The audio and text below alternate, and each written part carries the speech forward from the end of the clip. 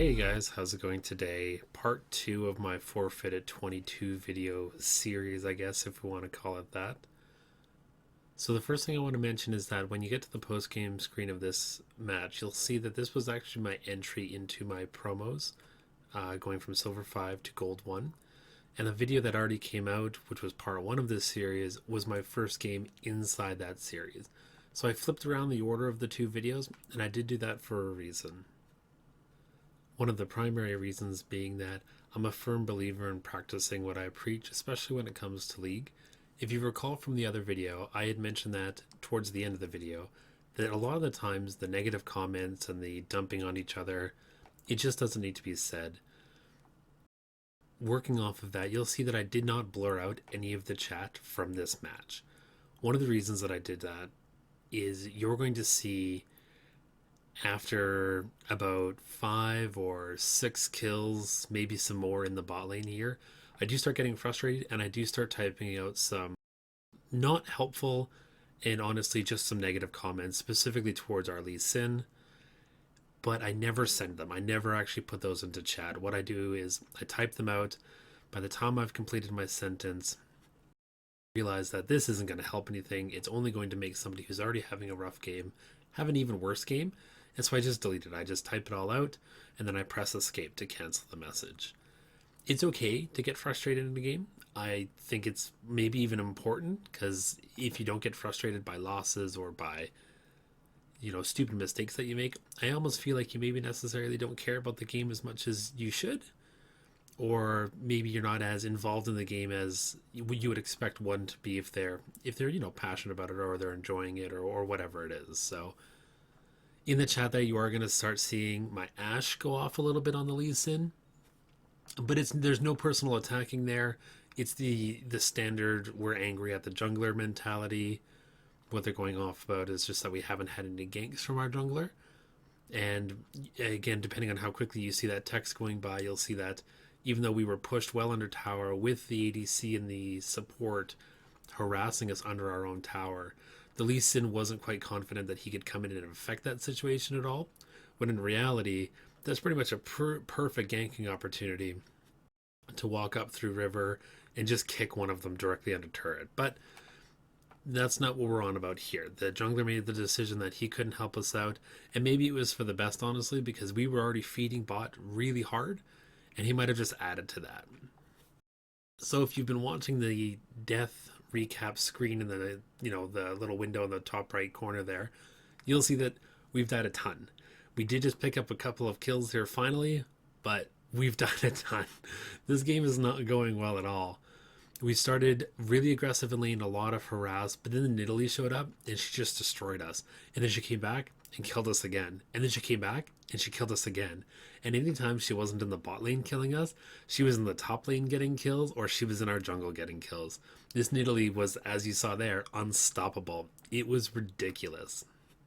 Now, after about our 4th or 5th death in the bot lane, the first team comment comes out from the Rise saying, "Hang in there, bot." That's it.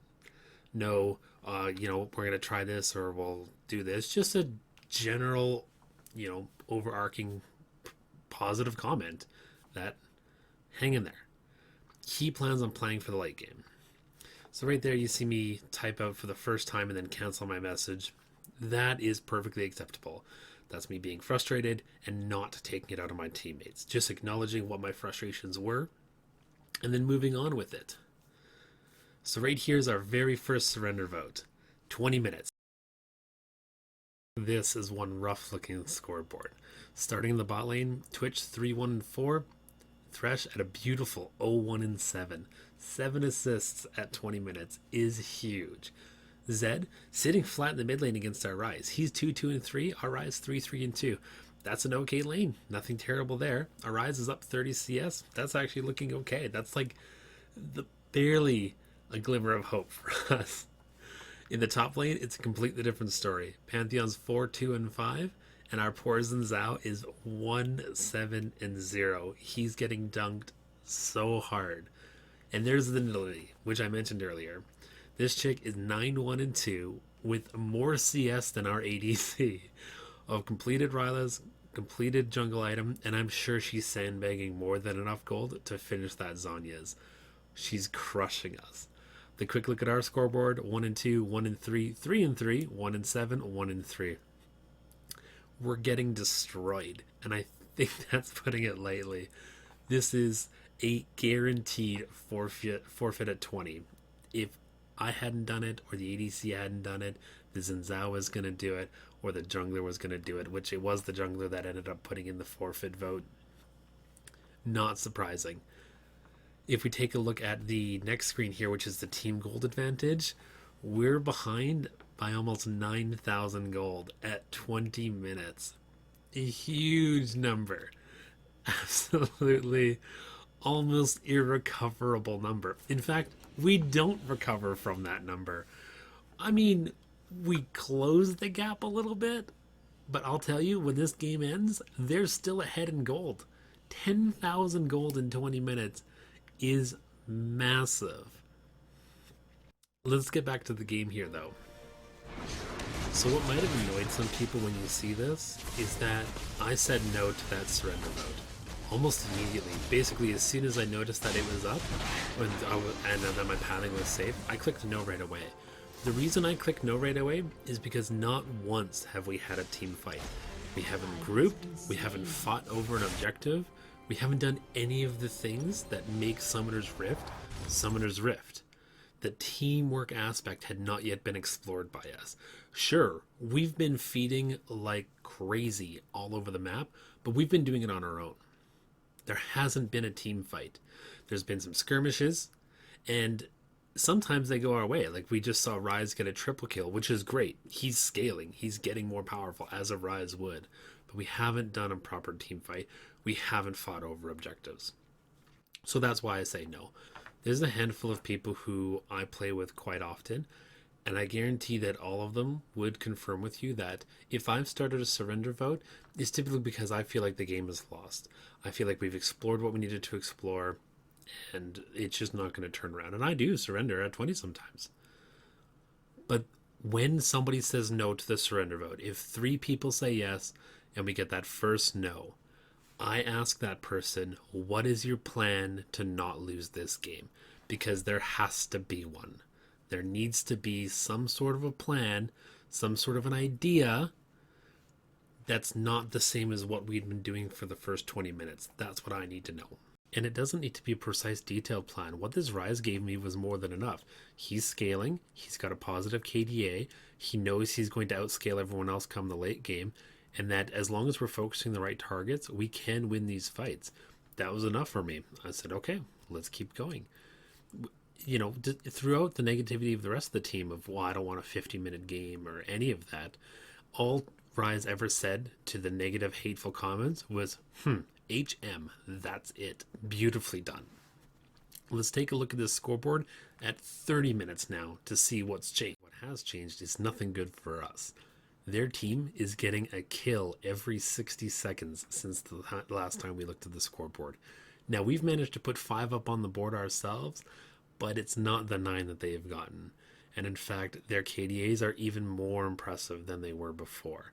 Twitch is 5 and 2, Panth is 8 and 3, Nidalee is 11 and 1. On our side, we're 1 and 4, 2 and 4, 6 and 5. Ryze is now positive instead of flat. Zinzao's at 2 and 10, and Lee Sin's at 1 and 4. Here's how the gold looks now. Remember how earlier I said it was like a 10,000 gold deficit? Now it's over 10,000. 10.1 thousand, in fact. If you look at the scores on the objectives and the kills, they've gotten 2 dragons and 4 turrets to our 1 dragon and 1 turret. To say this is going badly for us is a hell of an understatement. But let's get back to the game here. We're still kind of scattered, but we're standing a little bit closer to each other. Well, a bunch of us recall out, and Lee Sin notices that they move towards the Baron pit. And we start doing what any desperate team does, is you just throw your body at objectives. Fuck it. What's the worst that's going to happen? They're going to kill us again? Lee Sin steals this Baron. It was a combination of his going as well as Ryze through his ult, which made them hesitate just a little bit, which gave Lee Sin that second he needed to get over the wall and steal the Baron. This is the first objective we've taken outside of top turret, this entire game.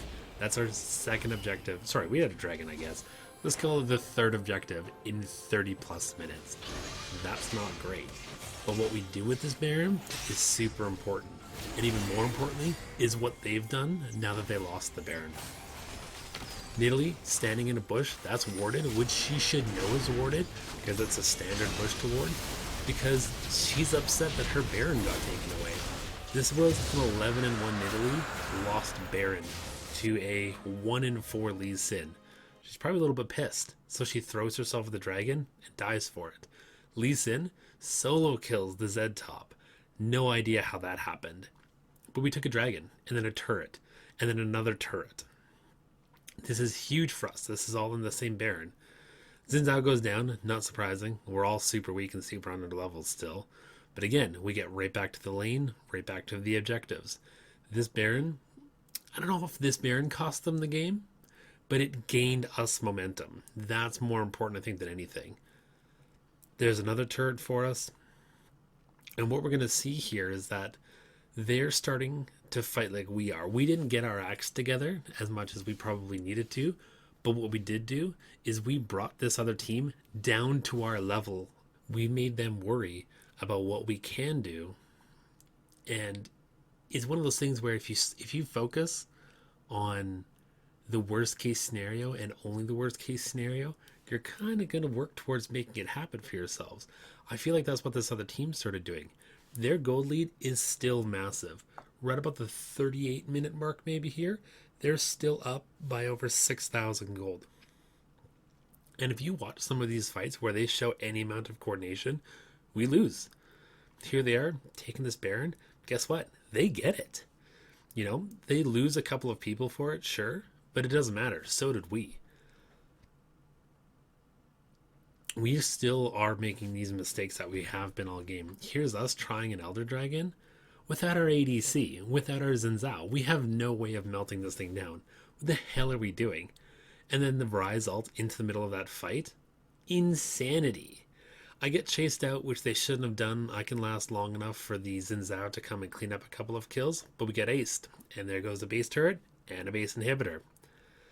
They're still winning these trades. They're still winning these fights. They're still taking more objectives than us. But they're doing it really sloppy. And our communication has increased dramatically. We haven't had a surrender vote in quite a while now. In fact, I don't think we have another one before the game ends. And we start playing a lot more defensively here. It's not about rushing out anymore because we've flattened out the kills a little bit. We're worth gold again to these people. So we can't just throw ourselves at shit anymore. But we can let them continue the sloppy fights and just maybe take a kill or put some pressure wherever we can. Now this fight might look a little bit similar to the one that ended the last game. They dive hard, but not all of them. And that's their problem. Again, they're fighting like we were for the first 30 minutes of the game. Pantheon goes super deep. Nidalee refuses to commit to the fight. And from there, we're able to ace them in turn. Something that there's no way that if we told the 25 or 30 minute Lee Sin who was surrendering that we were going to ace them, there's no way he would have believed it. And I definitely stopped worrying about how we're going to lose this game and focus on very specifically what we needed to do to win it. So here we are looking for a Baron or a Baron fight. And considering it's just Lee Sin and I so far, it's going to be a Baron fight at this point. So the first thing I do before I head over here was I dropped a ZZ Rot down by the entrance of our mid lane.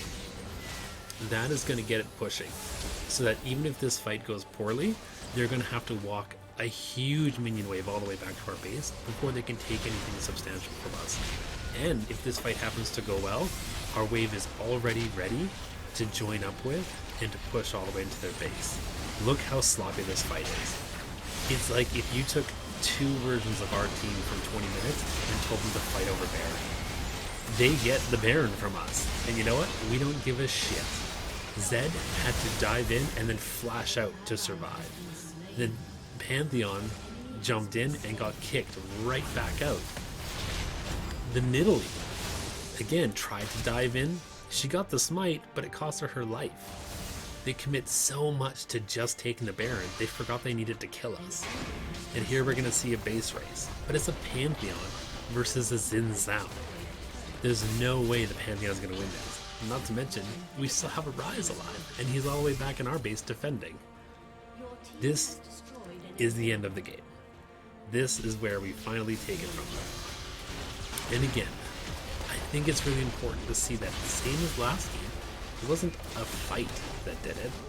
It was a complete lack of negativity once we started getting a little bit of momentum rolling, or even that one Baron, which shouldn't have done anything more than saving us for, a few more minutes.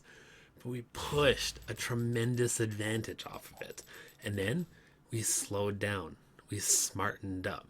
We started paying attention to where we were going, what we were doing. And I think most importantly is that by letting the game go on for longer than 20 minutes and having a reasonable plan, again, as loosely as it might have been thought out, was that we gave the other team an opportunity to screw up. And they did. They did a lot. They started mimicking what we were doing early on. Messy team fights, diving too hard for kills, not fighting as a team. Half the team commits, half the team doesn't. That kind of misplay, no matter how far ahead you are, is going to cost you the game. And it did in this case. We won. And like I said earlier, this game ended and we were still down in gold. They had 43 to 33 of our kills. We were down by 2,000 gold still. We lost in CS, we lost in kills, we lost in gold. And it doesn't matter. We stuck it out, we slowed down, they stopped paying attention to what they were doing. And so all in all, while I will never say that you should never forfeit, because some games are lost, it's not the score that loses those games. It's your teammates. It's your plan. It's how you plan on handling Summoner's Rift as a 5-man team. And if you have no plan, surrender. But if you're down and you don't want to surrender, you had better tell your team why. Because a demoralized team that has no faith in each other and has no intention of helping each other out or work towards a common goal, any common goal, even if it's just letting Rise scale to the end of his build, it's over. You're only wasting your time, and you should forfeit. Both of these games that I showed you in this series were what we would all consider epic comebacks. The teams that were losing by an seemingly insurmountable value across the board. And they got turned around. And some of us will see one of these games every few months and we'll tell all of our friends about it. I had 2 back-to-back. And for almost the same reason. The teams that were winning stopped worrying about winning. My first match that I showed you, we started hating on each other so hard we stopped playing the game. Then the second one, we stopped hating on each other. We gave up the blaming game and just played Summoner's Rift together instead. I had 2 of these games back to back. So all in all, lesson from these videos, I don't know. Forfeit when you should. Don't when you shouldn't. Communicate with your teammates, but don't piss on them for no fucking reason. Find a way to deal with your anger. Do what I do if you have to. Type it out, be pissy about it, hit your keys so fucking hard that everyone that you're in chat with can hear you clickety clack, and instead of pressing enter, press escape. Keep cool and win more games. That's it for now, guys. I hope you enjoyed these 2 videos. Have a good one, and I'll see you on the Rift.